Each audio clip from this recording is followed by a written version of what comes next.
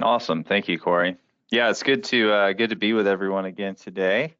As Corey said, this is the third and final part to a three-part series that is hopefully giving you guys some really good information about how to prepare for and align to the 27,001 updates in the 2022 publication. So in the previous parts, we've covered sort of, what are the changes? What's going on? The next one was around implementation of some of those changes. Now what I'm looking to do today is really give you some very tactical advice on next steps and also potential mistakes and pitfalls to avoid as you navigate this new landscape. So our agenda for today is pretty straightforward. We're going to be talking about the internal audit because I do think that, especially for existing programs, one of the first things that you want to do is an internal audit, and I'll talk about why that is. But I'm also going to talk about some potential pitfalls of the internal audit function and why those have always existed but are much more important as you're looking to transition to the new standard. We'll talk about general transition planning. What does it take to go from 2013 to 2022? And we'll also talk about, again, potential pitfalls during that time. And then I'm going to do somewhat of a refresher on resource implications and some good takeaways and thoughts there that I want to reinforce from part two, as well as recent updates on timeline, just doing a refresher on that just to give everyone a good opportunity to see what the timelines that have been established by the IAF are. All right, so the first thing we'll start with is the internal audit. Just as a very quick high level, 30 seconds, if you're brand new to this series, you're new to ISO, you're not aware of what's going on, essentially we had an ISO standard that was in place for quite some time, published in 2013 with a few revisions along the way. In 2022, last year, they've updated that standard to include a fairly different set of Annex A controls. And so that's what we're talking about. However, I say that to mention that a lot of the clause 4 through 10 stuff really hasn't changed in a material way. They've added some additional clarification and a couple of sort of minor bullet points and like almost formatting changes. But most of the requirements there are pretty much the same as they were. One of those being the internal audit, which is clause 9.2. So the first thing that you want to be aware of, though, is that this internal audit is not just required by the standard, but it's something that can actually really help you out. There's, a certain way to go about doing the audit if you plan appropriately that can really help you as a project management tool during the transition phase. So as you guys, go through this internal audit for the first time against the new set of controls, if that's what you're choosing to align to as your control set, just make sure that that audit is presented to you, the findings from that audit are presented to you in a way, whether it's from an internal team or an external team, that can be used to generate really a punch list of gaps to remediate. If you've had a program that's been certified for 4 or 5 years, you're very accustomed to getting, maybe one or maybe even no non-conformities during your external audit. This will be I would expect some gaps in the internal audit. And the reason why is because there's 11 new controls that have been added, and those are things that you may be doing parts of just as, natural maturity of the business. But there's also a good chance that you're missing some of the things that ISO is going to want to see there. So make sure that internal audit function is really giving you something to go on in terms of what needs to be fixed.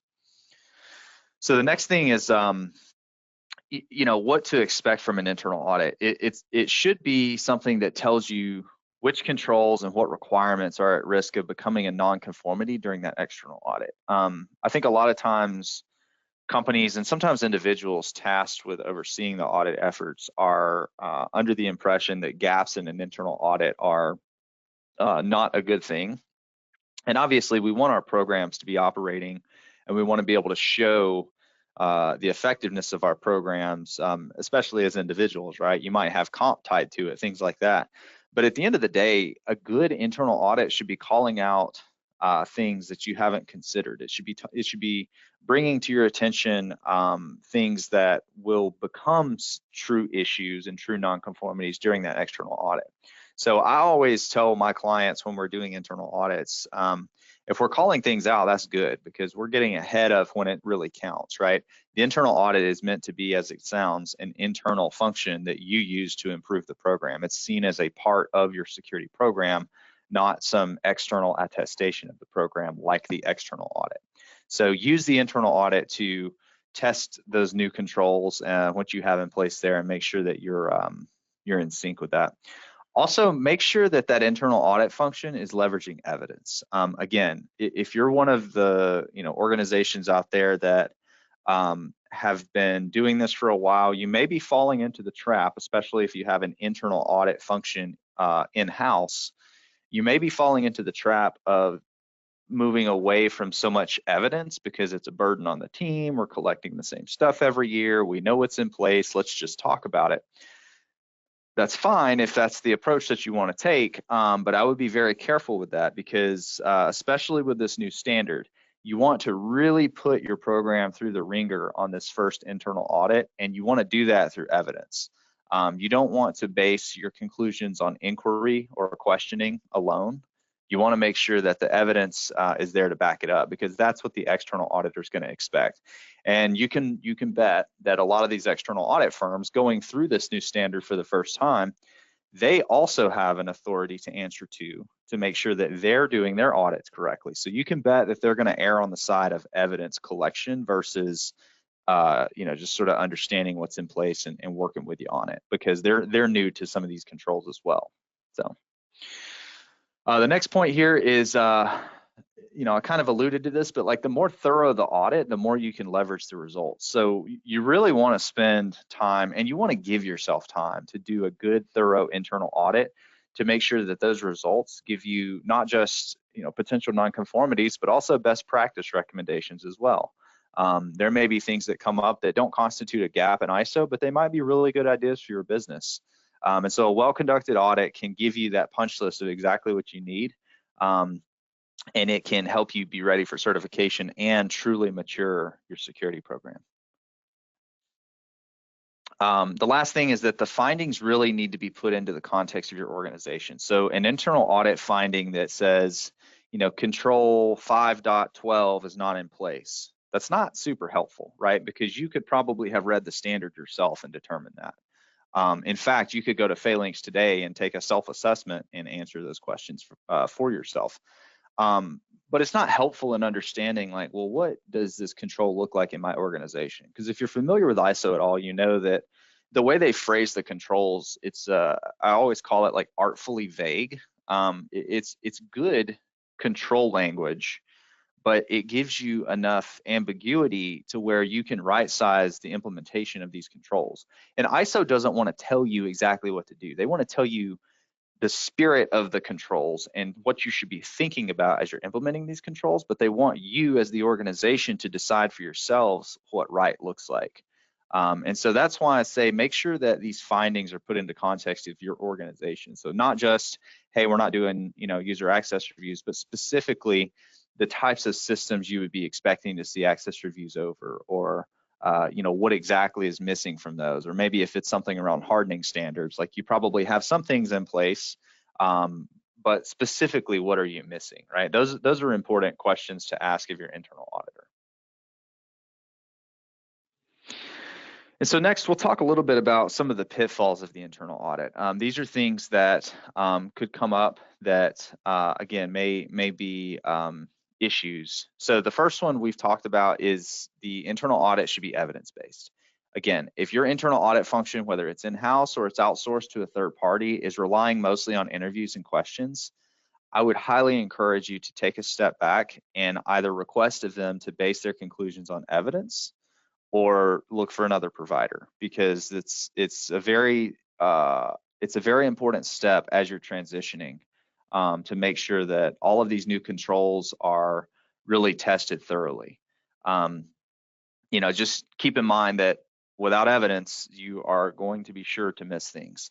Now, whether or not the external auditor catches those things you seem to have missed, is always in question, right? No audit is perfect. There's no such thing as an absolute perfect audit that catches everything. But again, you can bet that these organizations, these certification bodies, are going to be auditing you pretty hard because it is a new standard and because they want to make sure that they're doing things right. So just prepare yourself for that and make sure that you're ready. The other thing to think about is that as you are being asked to submit evidence, it's one thing to speak to a control and say, well, you know, when I read this control, here's what I think, and here's some of the things we do. You say, okay, that sounds great, but show me that on paper. Show me the evidence of that operating effectively. That really challenges us to build the narrative of our understanding of that control.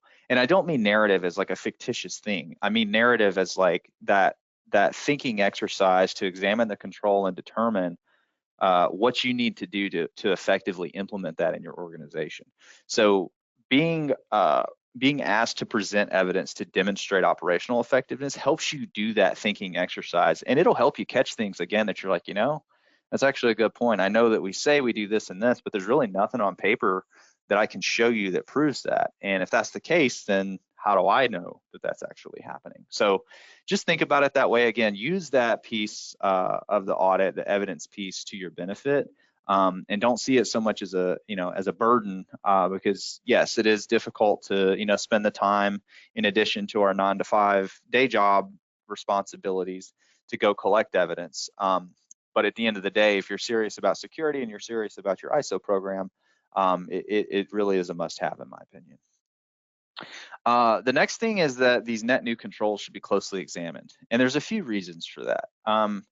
So ISO has really condensed a lot. So there's 93 controls in the NXA now. 11 of those are new, which implies that 82 controls are now made up of the previous 114. So all of the NXA controls in 2013, all 114 of those controls have been condensed down into 82 controls. So if you do the math there, there's a good 20 some odd controls that have been at least combined, with at least one other control. And there's not a single 2013 NXA control that has been left out. They've not been made obsolete or marked NA. They are all mapped into one of the new controls. So all of your prior program is there, but it's potentially made modern in the language. It's been rephrased. It's been condensed down into, you know, a single control. So spend the time and look at all of the existing controls above and beyond the net new ones, because there are wording changes and things you should be aware of and that you should be tracking. But really spend time on these net new controls, because these are things that, you know, in ISO's mind, you've not been explicitly asked to do if you've simply adopted the NXA controls from 2013. And so the other thing to think about is, again, very few external auditors have determined exactly what right looks like with these new controls. I'll give you an example, right? If you go look at threat intelligence, I mean, my goodness, there's so much guidance in the market on what a threat management program should look like, or what a threat intelligence assessment should be. But truth be told, I mean, ISO has its own idea. And so, you know, there's a lot of wiggle room in terms of the interpretation and what we want to see as we're examining that control. And those external auditors are going to be new to the methods of evaluating the effectiveness of that control. And so you want to be very sure of what you're presenting to them. And in fact, I would encourage you to get so familiar with the new controls that you have an opinion yourself on what right looks like. Because I promise you're going to make your audit and the overall job easier for everyone involved if you say, yeah, I've read the threat intelligence control. Specifically, here's the things it says, and here's what that means to me.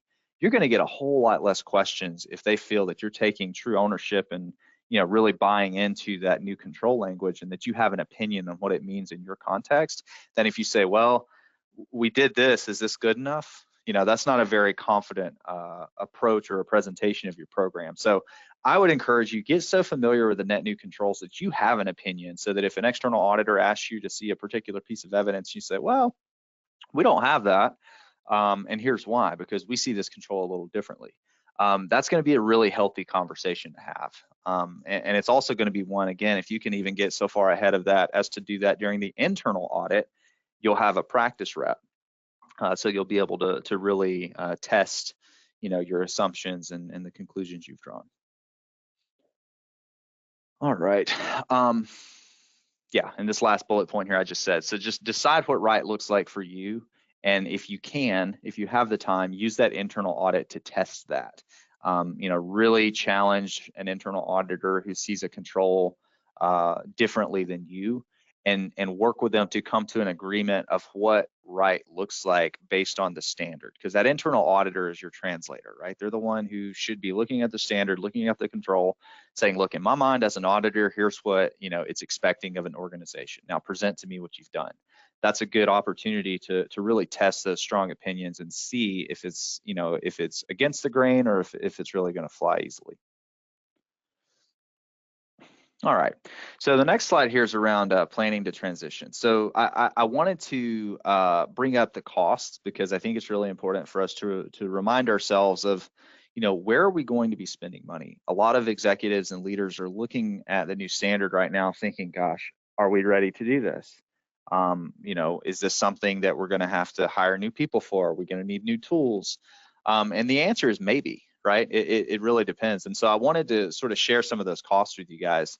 The first two are the internal audit and the risk assessment. So again, if you've been doing the internal audit in-house, and you're comfortable continuing to do that, those auditors feel comfortable with the new standard, by all means, continue to do that. But if you decide that you want to go look for an outside firm to do this, that cost implication can be, if you're a rather straightforward company, maybe a couple 100-person SaaS company with a single product offering for the market that is a single platform, you're probably looking at a $35K cost on that internal audit function. But if you're a more complex organization, maybe you've acquired some businesses, there's some complexity to the ISMS, you can start getting up into the lower to even mid six-figure range pretty quick. It varies greatly depending on the scope of the ISMS, but do shop that around, do spend time talking to a lot of parties if you are looking for an internal audit function to be outsourced. The risk assessment, again, it's similar notes. It's going to vary depending on the scope of the ISMS and what you're looking to actually assess risk against. But if you're comfortable doing this in-house, you have experts who have done this before and know how to continue to do it, by all means, keep doing that. But if you are at a point where you're looking to outsource that function to someone else, you're probably looking at somewhere between a 40 to 100K price tag. And again, that's give or take, depending on the scope and the complexity of the risk that's being assessed. The next thing is the remediation costs, and I've got this broken down into a couple of bullet points here that I wanted to share. So you really need to think about this in three buckets: tools, people, and advisory, right? So you may not need any additional tools, you may not need any new people, and you may not need any advice, right? It may be $0 across the board for all this stuff. And if that's the case, that's fantastic. I'd bet you have a pretty good program going. But if you begin looking at these new controls and you see controls like DLP, you say, well, we are using a sort of cost leader email provider. We're not super focused on like the content that's going out in our different electronic messaging channels. I don't really have a DLP capability today, and I don't know that I could justify scoping that control out. Well, there's probably some tool cost implications there. Similar with some of these other new controls, especially. So just think about those tools, and again, this should all work together, right? As you're looking at the new controls, think about the tools and the capabilities you have in place to decide not necessarily whether or not you're doing it today, but can I do it with the tools I have available to me?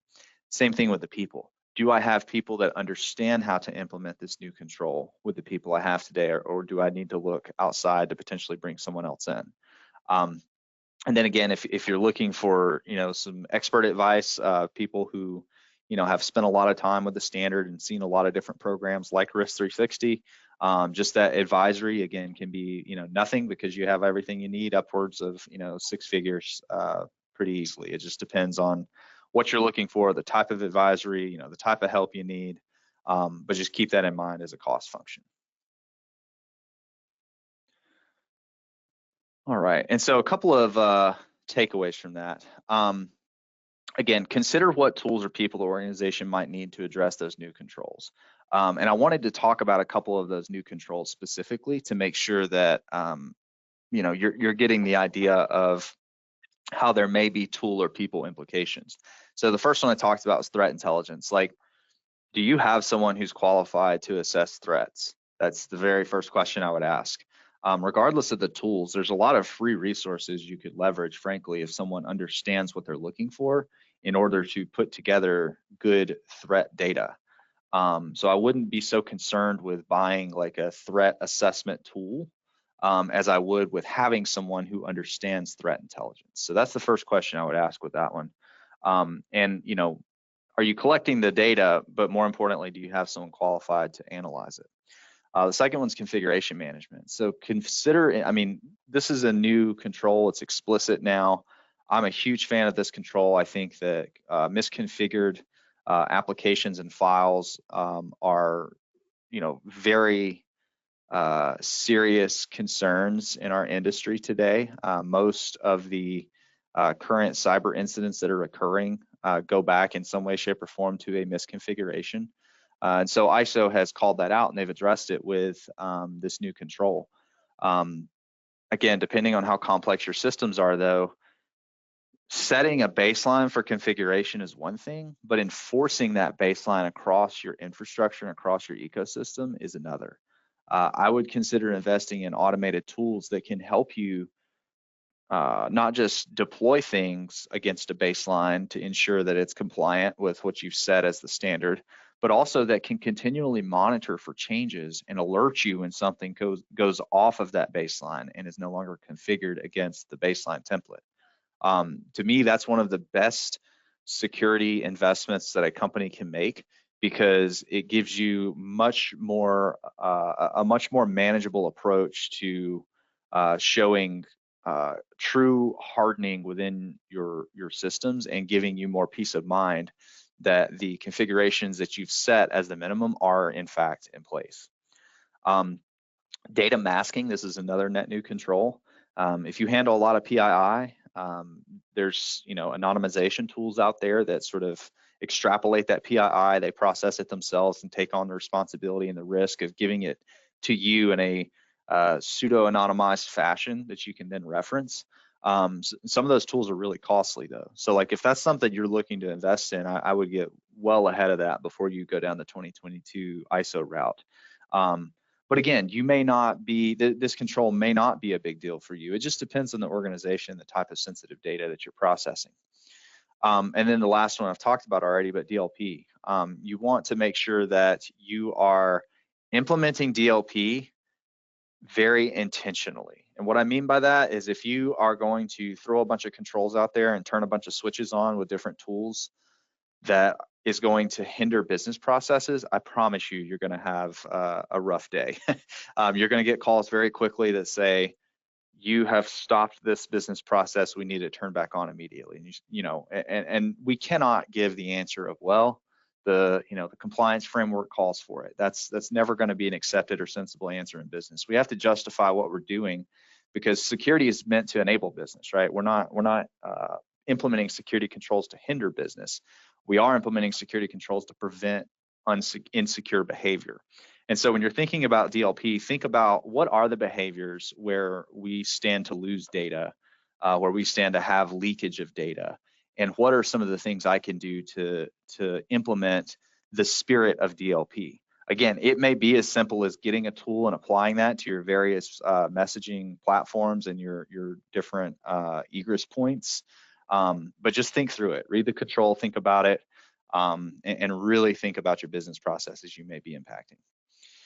And then the last point here is, as you're planning to transition, think about how you're going to re-architect your GRC program. So if you, again, especially if you've been aligned to ISO 27001:2013, you have a lot of, you may not even realize how many you have, but I promise you have a lot of references to those old NXA controls, the phrasing, the language, who's assigned, how they're referenced in policies, all the different monitoring activities you might have set up. There's a lot. And so it's going to take you a lot of time just to index all the things that need to be brought up to speed with the new standard if you're using those control titles and numbers anywhere.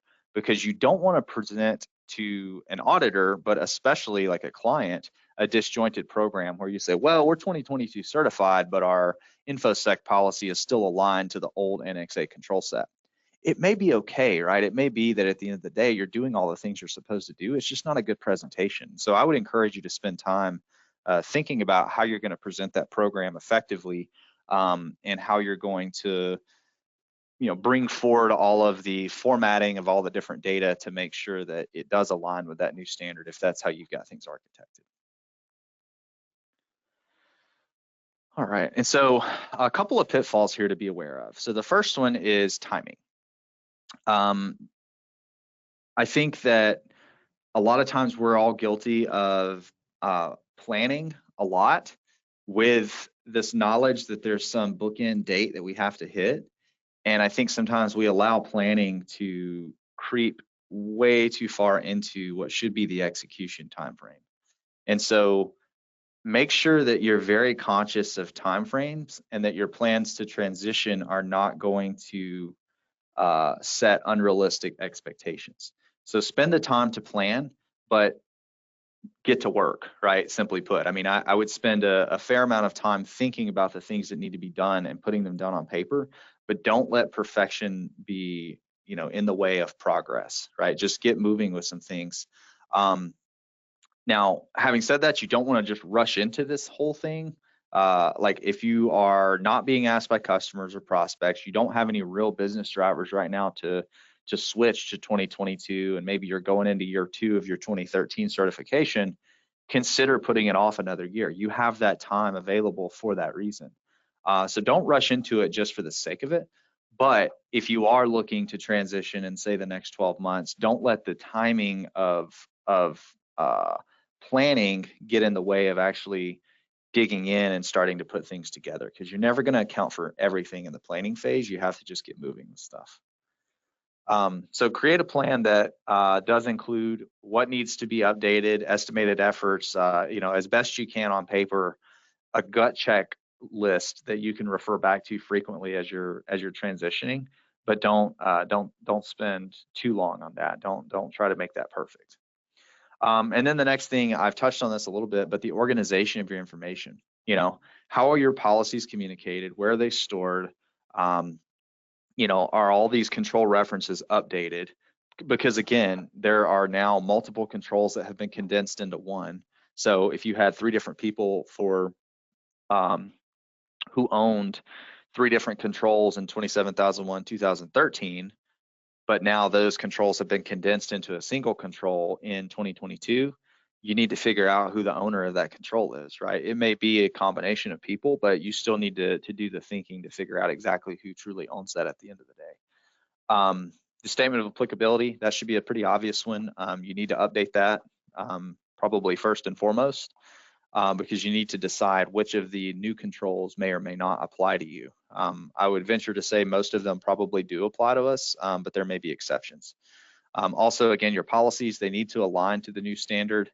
You need to make sure that you're taking into account updated language and phrasing, as well as the new controls and the risk assessment, right? The idea of a risk assessment is that the controls should be mapped back to risks that they are mitigating. And so you want to map the new controls, not the old ones. Again, if Annex A is your chosen control set. All right. So the next thing here is resource implications. So think about the people and the resources that you're going to need to update the ISMS. I would argue you may already have this individual or team, but you are going to need at least a dedicated person to oversee the compliance program, just in general. I would say absent of the transition, that's a resource implication that applies to any program that's looking to truly run and operate an ISO 27001 program. And I would say if you're over 100 employees, especially, I would have at least a single dedicated person to oversee the compliance program. If you're less than that and you've got people wearing multiple hats, it can be done, and you can break those responsibilities up across a team. But again, it's one of those things you don't want to underinvest in this effort and rush to failure with your audit. So just keep that in mind. Also, you're going to want to elicit buy-in from other departments. So the ISMS stretches well beyond the information security team, right? It's not just about incident management or server and machine configuration. There's HR functions, there's legal functions, there's potentially procurement functions. There's IT. There's so many different things across the business. So think about those different departments and think about what you're going to need from them, especially again as you're evaluating those new controls, and start socializing this stuff ahead of time. Start getting buy-ins from those different departments on really why they should care about these new controls and why this is more than a compliance effort. I don't like seeing programs that are doing compliance just for the sake of compliance. I mean, the point of doing this stuff is to secure our businesses and to truly reduce risk or cost or to drive revenue, right? But if you're just doing it because you think, it's just a good thing to do, that case is usually not super strong when you're going to other function leaders in the business. So I would try to always tie what you're doing back to business objectives and give it good, strong ROI and rationale as to why it should be done. Also, there's going to be a need to understand the tools that are required. And again, specifically, who has the capabilities and the bandwidth to operate those. So if you're talking about some new automated configuration tools to make sure that your infrastructure and all of your assets are configured consistently, that's great. Do you have someone that can operate that? If you do they have the bandwidth to operate it? So there's a lot more than just security considerations here. These are just general business considerations around capacity, right? We don't want to overload or burn out people, especially that are meant to operate security functions, because that in and of itself can be a risk and can compromise the business and the sensitive data that you're trying to protect. So big takeaway here is this review takes time. This is where I would spend a lot of time, is understanding and sort of mapping out the tools and things that you're going to need to implement and who has the capability, who has the bandwidth. And then my last slide here is just the timeline. So this is just a refresher on timeline. It's a little hard to read, but these that are sort of in the middle are at an April mark. So previously the cutoff was going to be April of this year for issuing new certifications. It was going to be that anything post April of this year had to be on the 2022 standard. They moved that out to be later in the year. So I want to say it's October now of this year that you will need to have the new certifications against the new standard.